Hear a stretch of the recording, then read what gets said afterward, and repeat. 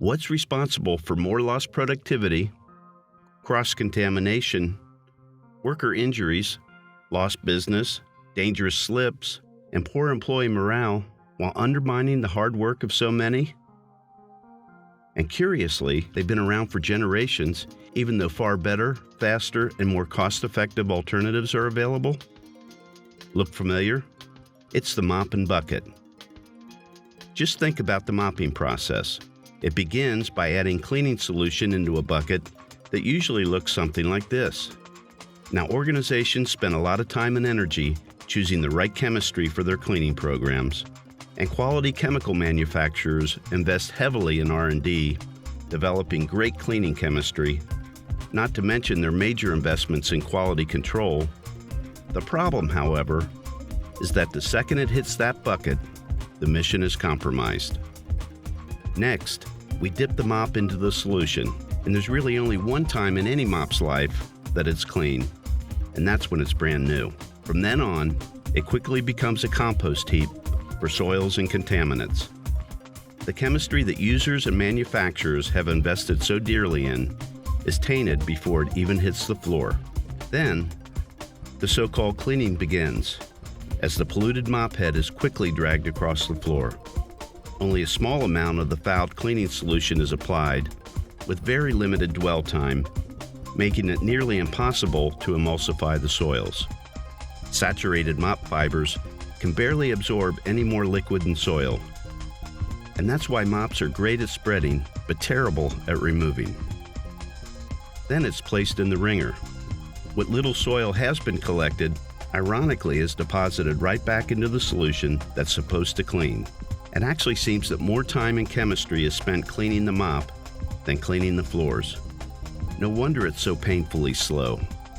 Over time, soils, mineral deposits, soap scum, and other impurities build up on surfaces and soak into porous grout. Eventually, grout lines that started out light gray or white fill and darken. The result is an unsafe, unhealthy, and unattractive environment, and often a foul-smelling one too. A number of attempts over the years have been made to improve this process, like double buckets and filtering mechanisms, but as the saying goes, that's kind of like putting lipstick on a pig. Fortunately, there's a better way. Tyvek's patented science-based cleaning technologies are designed from the start for rapid, complete soil removal. They're scientifically proven to be 30 to 60 times more effective at reducing bacterial contamination than other methods. Just as important, trained operators can achieve these results in 1/2 to 1/3 the time required for traditional processes. According to ISSA, there are 3 primary components to the process of cleaning when using a solution at tap water temperature: agitation, chemical, and time, also called ACT.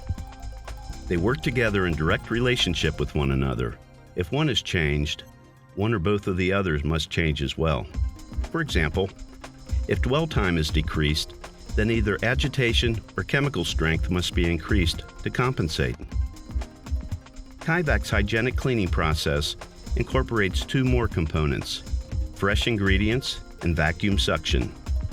By ensuring that the cleaning solution and rinse water is always fresh, the risk of cross-contamination is greatly reduced. And perhaps most important, the suctioning away of soil and liquid ensures that all contaminants are removed from surfaces, including vulnerable grout lines.